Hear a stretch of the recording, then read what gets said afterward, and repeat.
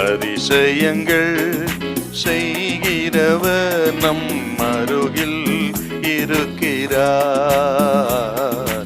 அற்புதங்கள் செய்கிறவர் என்றும் நமக்குள் வசிக்கிறார். வெளிப்படுத்தின விசேஷம் 21ஆம் அதிகாரம் 8வது வசனம். பயப்படுகிறவர்களும்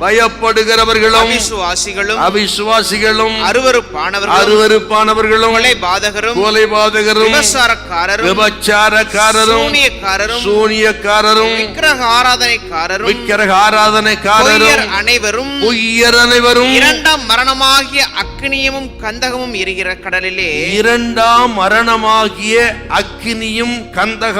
எரிகிற கடலிலே பங்கடைவார்கள். கொலைபாதகன்னா 10 கட்டளை நமக்கு தெரியும். யாத்திராகம் 20ஆம் அதிகாரத்தில் இதில் 6வது கட்டளையை மீறுகிறவன் கொலை செய்யாதிருப்பாயாக என்று. நம்ம நினைக்கிறோம் கொலை செய்யனா ஒரு மனுஷனை கொல்றது மட்டும், அது இல்லைங்க. அதுக்கெல்லாம் எப்போ செத்துட்டு நம்ம வேற எதை சொல்றாரு? மத்தேயு சுவிசேஷம் 5ஆம் அதிகாரம் 22 சகோதரன சகோதரிய மூடனே அப்படின்னு சொன்னாவே நீங்க ஃபெயில். ஏன் கர்த்தர் சொல்றாருன்னா, மூடன் என்று சொல்லுவது கோபம் கொள்வது, கோபமே மூர்க்கமாக மாறுவது, மூர்க்கம் கொலை செய்வது. ஆக கொலைக்கு பேஸ் எங்க சார்? மூடனே என்று கோபப்பட்டு சகோதரனை பகைப்பது. இந்த கொலை செய்யாதிருப்பாயா என்கிற இந்த பிரமாணத்தை நம்ம கடைபிடிக்கணும்னா அந்த பேசிக்கே தெரிஞ்சு கொண்டு அதை சரி பண்ணணும்.